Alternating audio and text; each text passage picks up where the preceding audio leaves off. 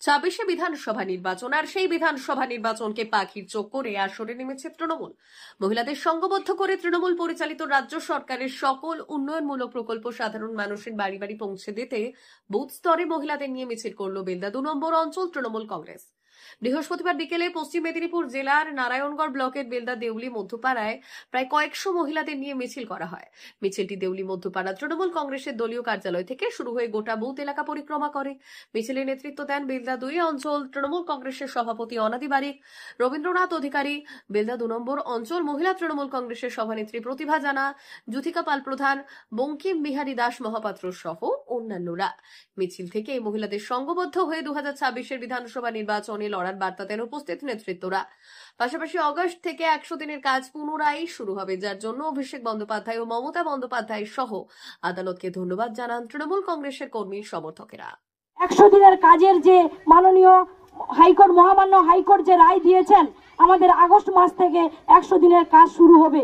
সেই আনন্দে আমরা মহিলারা একত্রিত হয়ে আনন্দের সুরে আমরা আজকে মাননীয় মুখ্যমন্ত্রী যে 69টি প্রকল্প প্রত্যেকের বাড়িতে বাড়িতে পৌঁছে দিচ্ছেন, সেই আনন্দে আমরা প্রত্যেকের স্লোগান ধরে ধরে মাননীয় মুখ্যমন্ত্রী যে সমস্ত প্রকল্প একটা বাচ্চা জন্ম থেকে মৃত্যু পর্যন্ত প্রত্যেকটা প্রকল্প বাড়িতে বাড়িতে যখন পৌঁছে দেওয়া হচ্ছে, সেই আনন্দে তার সঙ্গে 100 দিনের কাজের আনন্দে আমরা আজকে দেউলি মধ্যগ্রামে মিছিল করলাম। এই মহিলারা আজকে রাজপথে নেমেছি। দেখুন, আগামী দিনে যারা ছিলেন সরকারে আমাদের মহিলাদের কথা ভাবেননি। আমাদের মাননীয় মুখ্যমন্ত্রী ক্ষমতায় আসার পরে আমাদের মহিলাদেরকে অনেক কিছু সুরক্ষিত রাখার জন্য মহিলাদের কথা ভেবেছেন। মহিলাদের আসন সুরক্ষিত করেছেন 50%। তাই আজকে আমরা মহিলারা পিছিয়ে থাকবো না।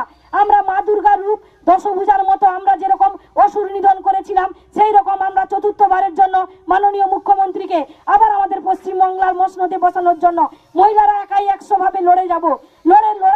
লড়াই করে আমরা লড়বো। মহিলাদের আসন আমরা সুরক্ষিত রাখবো। আমাদের যিনি প্রার্থী হন না কেন, আমরা বেলদা অঞ্চল তথা প্রত্যেকটি বুথ বেলদা অঞ্চলের আমরা 17টি আমাদের বুথ আছে, সবাই আমরা পঞ্চায়েতরা মহিলাদের নিয়ে লড়ে আমরা মাননীয় মুখ্যমন্ত্রীকে আবার উনার চতুর্থবারের জন্য মুখ্যমন্ত্রী করার জন্য আমরা লড়ে যাব। আমাদের যেন থাকে তার জন্য আমরা লড়াই করব। তার জন্য আমাদের যা খুশি করতে হয় আমরা সবাই মিলে একজোট হয়ে করব। আমাদের লক্ষ্মী ভাণ্ডার আমরা বজায় রাখতে চাই। আমাদের ছেলেমেয়েরা পড়াশোনা করে সরকারি সুযোগ সুবিধা পেয়ে ওটা আমরা বহাল রাখতে চাই। এছাড়া আমাদের স্বাস্থ্যসাথী যে সুবিধা পাই সেটাও আমরা বহাল রাখতে চাই। এছাড়া আমরা আমাদের কন্যাশ্রী রূপশ্রী সব কিছুই যেন আমরা পাই, তার জন্য আমরা আমাদের অধিকার বজায় রাখতে চাই। এছাড়া মহিলারা যে আমরা সামাজিক সম্মান স্বীকৃতি এই সরকারের আমলে পেয়ে থাকি, এটাও আমরা হারাতে চাই না। তার জন্য আমরা সবাই মিলে আজকে সমাবেত হয়েছি এবং আমরা 26-এর ইলেকশনে আমরা যেন এই মুখ্যমন্ত্রী রূপে আমাদের মমতা দিদিকে আমরা দেখতে চাই এবং আমরা ওনার হাত শক্ত করতে আমরা সবাই একসঙ্গে সমবেত হয়ে লড়াই করব।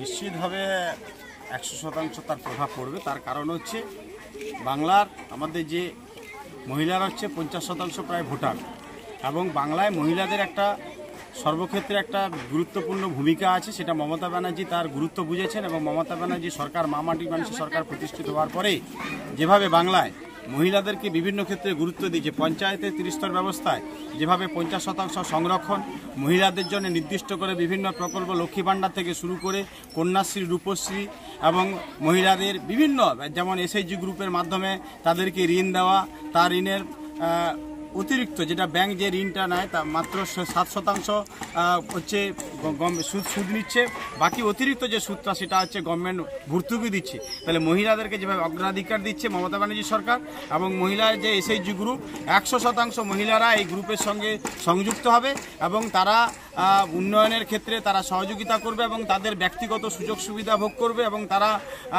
সমাজ ব্যবস্থাকে এগিয়ে নিয়ে যাবে। শুধু পুরুষরা শুধু রোজগার করবে বা সমাজ ব্যবস্থা করবে তা নয়, মহিলাদেরকে গুরুত্ব দিয়েছে। আজকে মহিলারা পথে নেমেছে। বিজেপি সরকার মানুষের অধিকার, ভারতবর্ষের স্বাধীনতার পরে কোনো সরকার যত কেন্দ্রীয় সরকার প্রতিষ্ঠিত যে কেউ মানুষের অধিকার 100 দিনের কাজের অধিকার কেড়ে নেয়নি। ইউপিএ সরকার 2006 সালে তিনি নির্বাচনের আগে প্রতিশ্রুতি দিয়েছিলেন যে ভারতবর্ষের মানুষকে 100 দিনের কাজের সুনিশ্চয়তা দেবে। সেই 6 সালে তার পথ চলা শুরু হয়েছিল, কিন্তু বিজেপি সরকার এনডিএ সরকার 2022 সালে একমাত্র বাংলায় ইচ্ছাকৃতভাবে মানুষের অধিকার গরিব মানুষের অধিকার, শ্রমজীবী মানুষের অধিকার 100 দিনের কাজের টাকা বরাদ্দ করে দিয়েছিল, তাদের কাজ বন্ধ করে দিয়েছিল।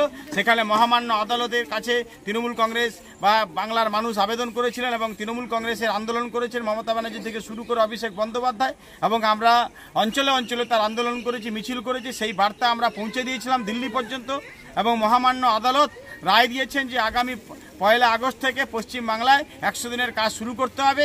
সেই মহামান্য আদালতকে আমরা ধন্যবাদ জানাচ্ছি, বিচারপতিকে ধন্যবাদ জানাচ্ছি, এবং বিজেপি যে নরেন্দ্র মোদী সরকার এবং অমিত শাহ সরকার তার গালে থাপ্পড় সেটা দিয়ে যে মহামান্য আদালত দিয়েছে তার জন্য ধন্যবাদ জানাচ্ছে আমাদের মহিলারা।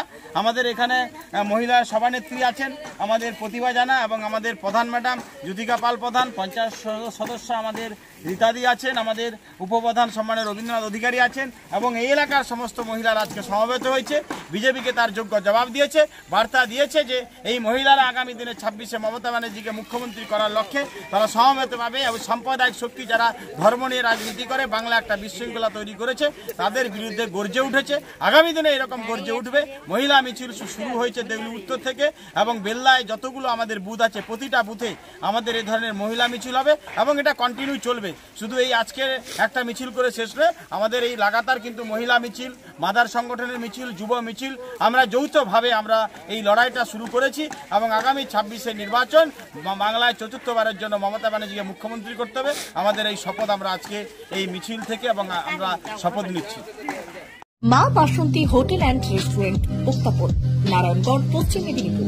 আমাদের এখানে সকাল, দুপুর ও রাত্রিকালীন আহারের সুব্যবস্থা রয়েছে। সকালের টিফিনে পাবেন স্ন্যাক্স, পরোটা, আলুর পরোটা, মিক্সড পরোটা, মুলি পরোটা। দুপুরে খাবারে পাবেন সবজি ভাত, খাসি ও মুরগির মাংস, ইলিশ মাছের ভাপা, ভেটকির তেল ঝাল, চিংড়ির মালাইকারি, কাতলা মাছের ভাপা, এছাড়াও মশালা কোল্ড ড্রিঙ্কস, আইসক্রিম। রাতের খাবারে পেয়ে যাবেন তাওয়া রুটি, তন্দুরি রুটি, তড়কা, চিকেন তন্দুরি, চানা মশালা, চিকেন বাটার মশালা প্রভৃতি। সুলভ মূল্যে পরিচ্ছন্ন খাবারের একটাই ঠিকানা, মা বাসন্তী হোটেল অ্যান্ড রেস্টুরেন্ট, উত্তাপন, নারায়ণগড়, পশ্চিম মেদিনীপুর। বিশেষ দ্রষ্টব্য, আমাদের এখানে সকল অনুষ্ঠানের খাবারের অর্ডার নেওয়া হয়। এখানে পেয়ে যাবেন মা বাসন্তী মিষ্টান্ন ভান্ডার থেকে বিভিন্ন মিষ্টি। অনুষ্ঠানের জন্য মিষ্টি পাওয়া যায়। এছাড়াও কেক, নামি দামি কোম্পানির চকলেট পেতে চলে আসুন আমাদের দোকানে। প্রোপাইটার ঝন্টু গিরি। যোগাযোগ 9732543245।